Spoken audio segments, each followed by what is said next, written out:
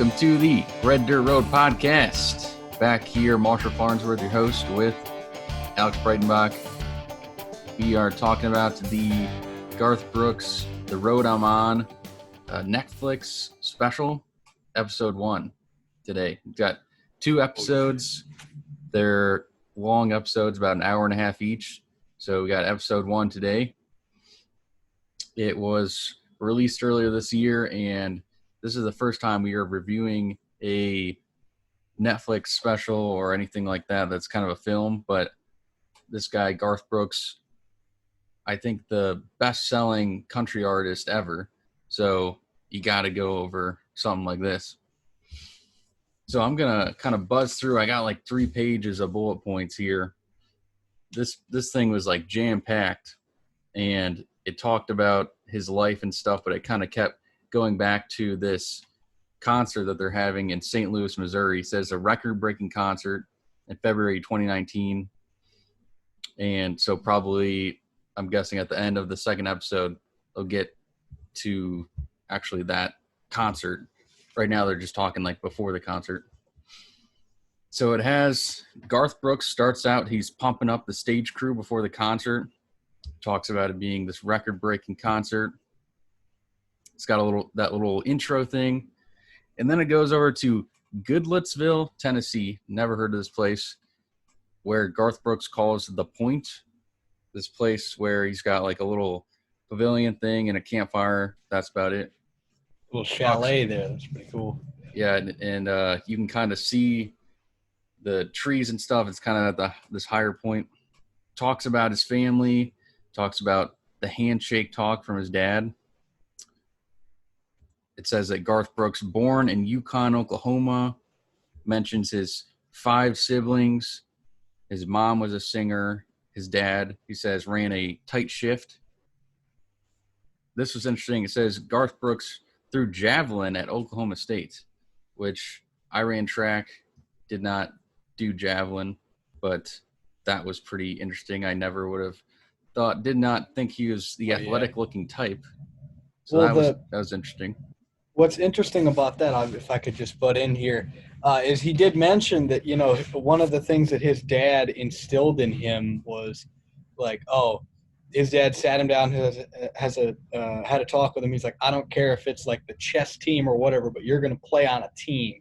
That way you learn like discipline and, you know, you learn to be good at something. And so, yeah, for him, they had a couple football pictures in there, so he probably played football in high school and when he was a kid, and then he ended up going to throw javelin. That's how he furthered his education there. So, yeah, and I agree with that. Got to have playing on a sports team is crucial. Got to have the drive. Especially in high school, where you know you can, if you work hard, you can actually be pretty decent in sports in high school. So, I thought that was pretty cool that he actually played in college. And then he said he knew he wanted to be a country artist when he heard George Strait. I think he was in some kind of store somewhere and he heard George Strait. Loved the music.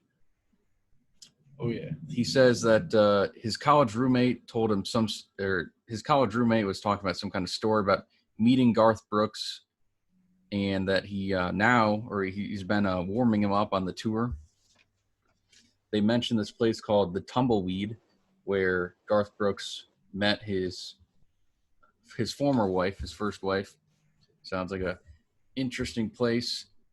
He had some tough times in college. Wasn't sure if he was going to continue or drop out or anything, and he eventually graduated. 1984. And then in 85 talks about this place, Willie's Saloon. Said he played there every Wednesday, covered any song that people wanted to play.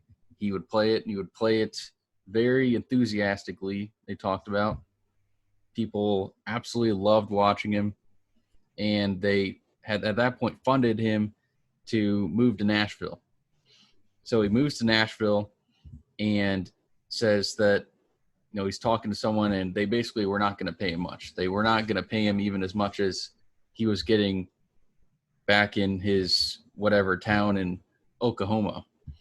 So he moved back home, was embarrassed, he hid out, didn't really, do these gigs or anything, got engaged 2 years later and then married. They eventually moved to, I believe, Houstonville, Tennessee. They got some sort of a 3-bedroom house, they said, with 5 guys. He says 5 guys, 2 wives, dogs, and a cat. And so very crowded. He said he worked in Nashville at a boot store and ended up getting his wife a job there as well. Talks about the Bluebird in Nashville, Tennessee. Says that someone introduced him there to Bob Doyle from ACAP, and then Bob eventually signed him to a $300 a month record deal. I think that was his first record deal. He ended up doing a duet demo with his now wife, Trisha Yearwood, and then Capitol Records signed him to a $10,000 record deal. And this is when he started to get a little bit more popular. Garth Brooks, his self-titled album peaked at number 8 in 1989. He toured constantly, 300 days in a year, signed a bunch of autographs after every show. They were basically, anyone that was still there after the shows, he would sign their autograph. Would not leave anyone empty-handed. They talked about the dance by Garth Brooks. Talked about I've got friends in low places. That took him from, they said, the clubs to the arenas in 1 year. Thunder Rolls, a cheating song. Fences album sold 18 million copies.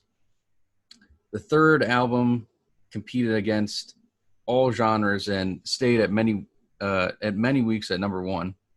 They said, and that basically wrapped it up. So it started out with talking about, his upbringing, and then at the kind of a peak of his popularity.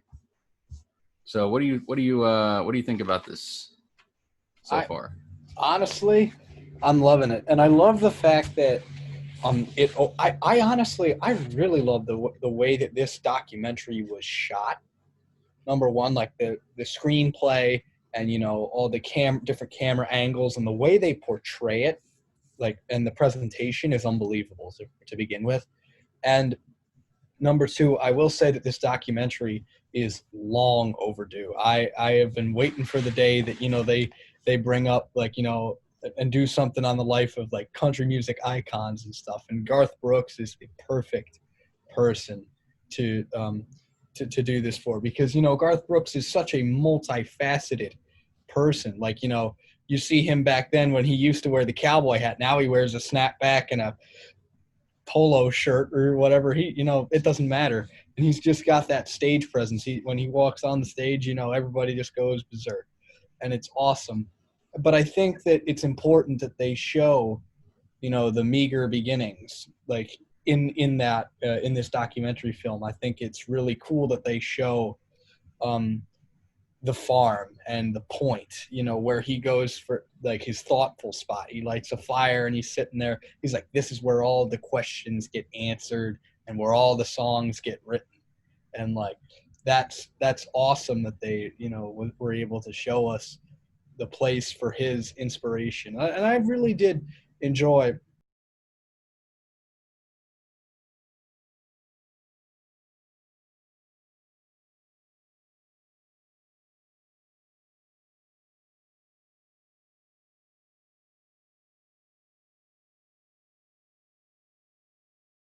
reviewing this and watching it. And even the fact that they were able to get his first wife to answer questions about it, their first date at the Tumbleweed, where he was originally a bouncer at. And that's pretty cool to be able to get people from all aspects of it to get close-ups at a rehearsal, like February 2019, where he's conducting the drummer and just fine-tuning everything. And then the fact that, backstage before the show in St. Louis, record-breaking show, everybody's nervous, but, Garth just says, hey, put your hands in the middle, we got this. This is this is the camaraderie time, and I think that really speaks to his character as an artist. It shows a side of Garth Brooks that nobody who has just purely listened to his music would really know. Like, the people who listen to his music would know the guy who walks into the honky tonks in downtown Nashville, who's playing at the Tumble, or who's playing at all these various different bars, and just doing cover bands. The Meager Beginnings, where he came from, basically where the one band didn't show up and he got the chance to play, and that's how he struck it big. It's just really nice, and it's a good documentary so far. It's entertaining to watch. That I was a little bit nervous at first. It's very long, an hour and a half for each episode, but there's only 2 episodes, and so they jam pack a whole lot into it. Sometimes these Netflix episodes, they're like 15 episodes in a season, and they're like an hour each, and they draw it out so much. Whereas this is only 2 episodes.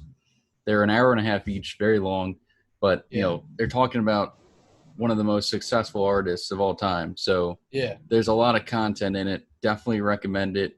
Hard to take notes on because there's so much stuff in it. So I think for episode 2, it probably at this point will talk about his downfall a little bit, where he went on the hiatus, probably pick up there, and then probably get back into his, where he came back, is what I'm guessing. Oh, yeah. So I enjoyed this. Yeah, I did. Thumbs up for me. And I'm sure the director of this film, this biography, this documentary, was probably like, well, how do you pack a legend's lifespan into 3 hours? What do you highlight? Like, because there's so many big aspects about and so many facets of Garth Brooks that a lot of people don't really know, and that people know but probably want to reimagine. And what do you highlight? Like, and this was a big ask, I'm sure, for Netflix, and as people know Garth Brooks' name. Like, there's no question about it. Before Garth Brooks, there was not really this aspect. Country music was more about playing theaters and honky tonks, and then Garth Brooks shows up and he's the guy who's filling stadiums, and so it gives rise to this new early to mid 90s and kind of the more traditional country music that we hear today, of this stadium style country music that they attribute to Garth Brooks as being the man, the myth, the legend behind that. To me, I think Garth Brooks to me is a mysterious person. I think anyone that is my age or younger, he's kind of mysterious in a way, because he's not on really like social medias or whatever you call it, for streaming his music. He's not on Spotify. He doesn't even have an official YouTube channel. There you can find his music on there posted by other people, but I don't see any music videos or anything like that. So it's hard to really track him down and listen to all his music like that. You gotta go the old fashioned way, I guess, and actually buy all his music and stuff. And so kind of mysterious for people like us, a little bit younger, that didn't have his music on the radio. We were just kind of being born then. Or it was really before. Some of it was before we were born. The first place that I was exposed to Garth Brooks, I'd say, was at the fair. And not because he played there, but he probably did at one point, but I don't remember. But people always did covers of his music. And my dad would explain, my dad and my grandpa would say, "Oh, that's Garth Brooks." And I'm like, oh, okay, yeah, this sounds pretty good, so I'll give it a listen. But yeah, I think that's what's also mysterious about him, and I think that's also smart of him, not to sell or not to sort of give his music to Spotify, because if you give your music to Spotify, like, he knows that people love him enough to the point where he doesn't need to give anybody else a section of the cut. Like, the only thing it's hurting him though with new listeners, I guarantee you. Though, because with younger generations, I'd say people don't know him as much, and even like me, I obviously know who Garth Brooks is, but I haven't really dove into this. Is Spotify is kind of how I dive into these artists that I Music, don't know yeah. very much of. Charlie Daniels passing away, I took the opportunity, listened to hours of his music, Yeah, and not just like a couple of his hits. And so if you don't exactly. have that, that's the best thing about Spotify or something similar to that. Yeah, Whereas if you don't have that, it's like yeah. it's a lot harder to track down. Oh You yeah, go on exactly. YouTube. You can go on YouTube and search stuff, but that's like way harder. No, it's Just not. Yeah, trying to get everything all in one.